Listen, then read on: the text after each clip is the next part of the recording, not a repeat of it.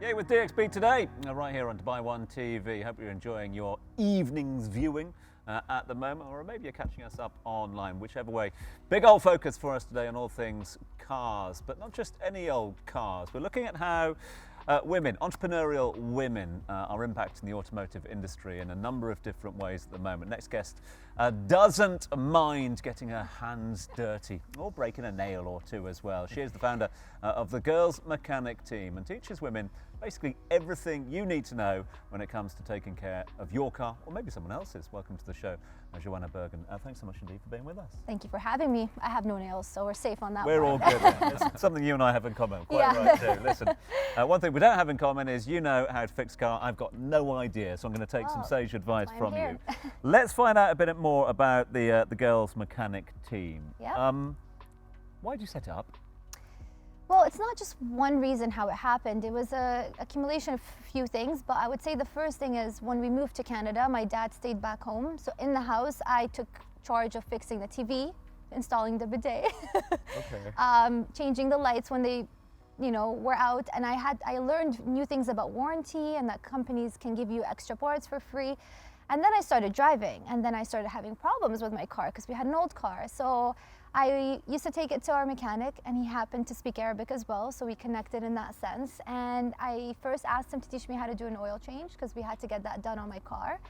And then the second thing, we had vibrations in my car, and it was just turning off for no reason. So he diagnosed it, and he said, "This is what you need to replace." He provided me with the parts. He said, "Go on YouTube and fix them yourself." And I actually have the parts that I changed on my car the first time ever. Wow. Well, you got them here. Yes, I do. It was actually the spark plugs and my ignition coil, which was broken in half, which is why I had all these issues. So these parts are actually the first ever job I did on my car, and it's on YouTube with one hand working on it.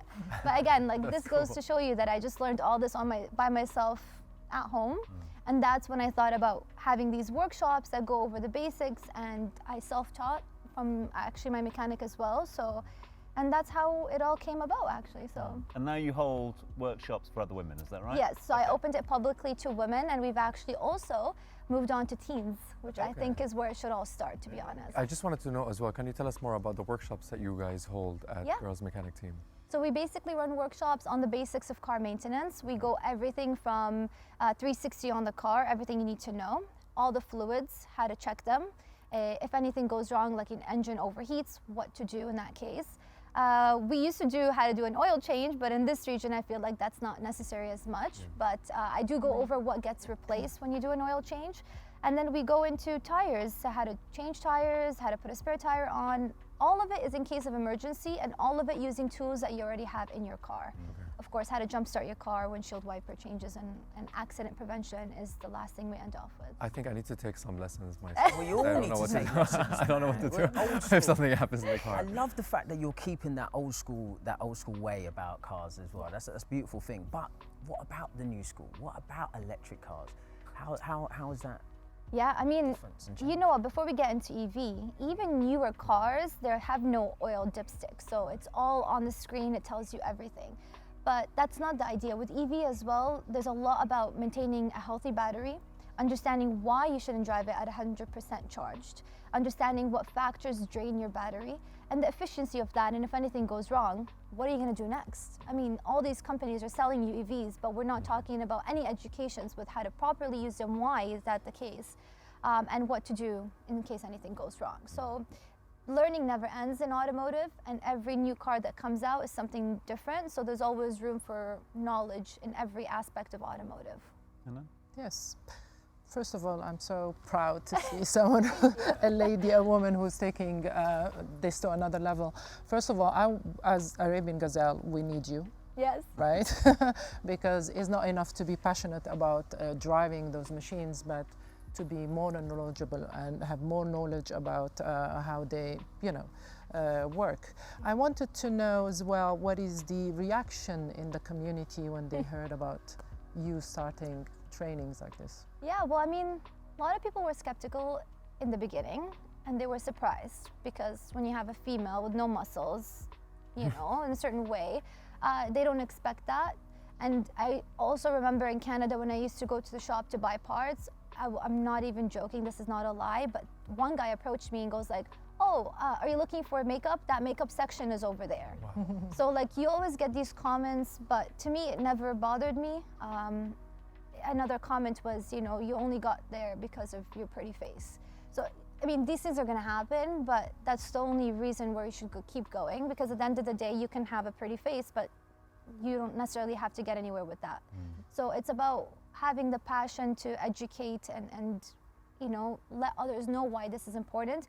And once people got to see what I'm doing and the collaborations with colleges that we've been doing, it kind of shifted to excitement, more understanding, more awareness. Okay, now we understand why this all needs to happen. So I love a guest who brings props in, and you've brought plenty of props. It's a big Yes. phone though, isn't it? You know, you brought a mobile phone along with you you. can say that. I mean, it is like a phone because it has all the details of your car. It's an OBD scanner, onboard diagnostic scanner.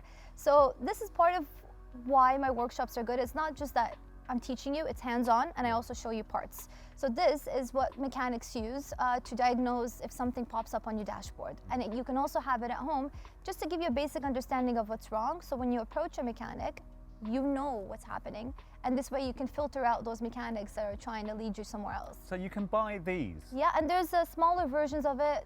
Prices also vary. I mean, this is the pure basics. There's even a smaller one that connects to an application on your phone, which costs nothing, and it gives you all the details. And this is for all car makes, Yes. right? Diagnostics. I thought only mechanics could buy these. I didn't realize. They have the bigger ones, the more expensive ones, you know? And what's it called again? It's an OBD, onboard OBD. diagnostic. Nice. And a filter. That's for Yes. AC? Looks like you're vacuum filtered also, which a lot of people may be more familiar with.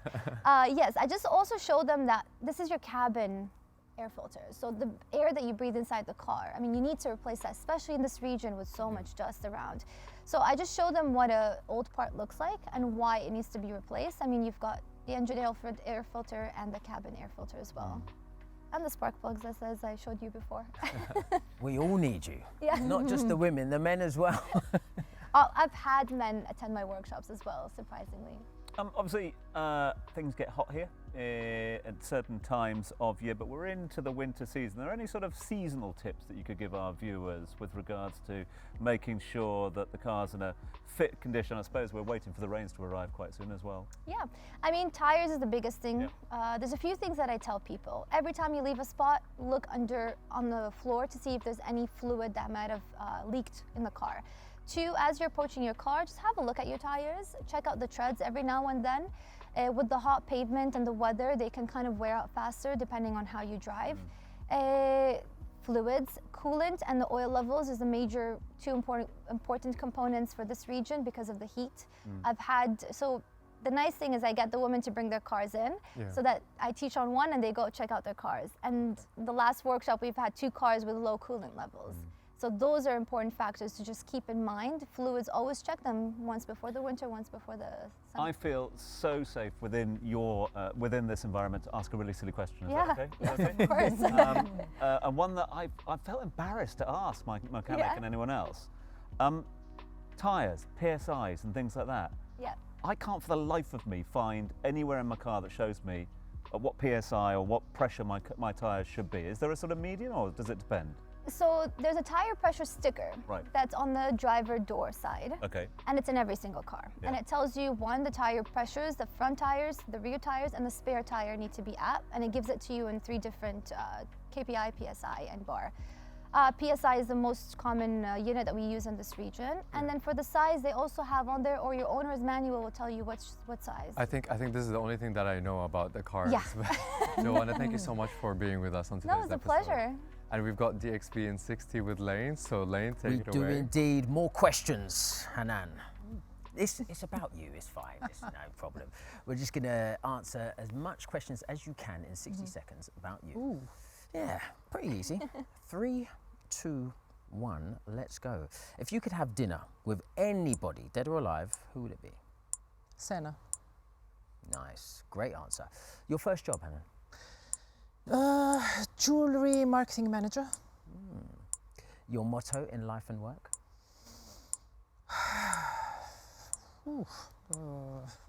I'll come back to that. All right, cool. A superpower that you wish you had? as fast as light. A book or movie series that you recommend? A book or a movie series I would recommend. I'll come back to that as well. Okay. How do you unwind after a stressful day, Anna? Sorry? How do you unwind after a stressful day? Driving. One of the best ones. You've driven everything, but what is a dream car that you wish to drive? I'm really keeping my option open, really. Each car brings its own set of, joy, and I don't have anything in mind. I'm excited to try everything out there. Nice. Last question. Why Dubai? Why? Why Dubai? Perfect question. Well, Dubai, I was inspired by Dubai, and Dubai was and is the perfect backdrop for bold ideas out there. And I believe Arabian Gazelle was born because of the spirit of this city. So I hope it answers your question. Perfectly well. Thank you. Hanan, thank you so much indeed. Keep the gazelles running, that's for sure. I'm sure you're growing at the moment, but can't thank you enough for guest co-hosting with us today. Thank you for all the best having for the me. season Yes. as well. Enjoy. And Jowana, thank you so much indeed.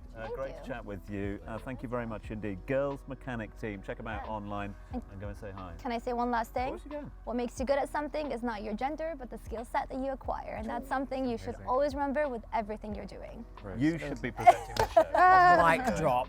Mic drop moment. Worry not though, we ain't going anywhere. Saying farewell to our guests. But coming up in a few moments' time, we've got music from Tina B. Stay with us. Hi, it's Tina B. I love classical music and electronic music, so I'm trying to combine all these genres together and represent like modern music. I can't wait to perform in the end of the show.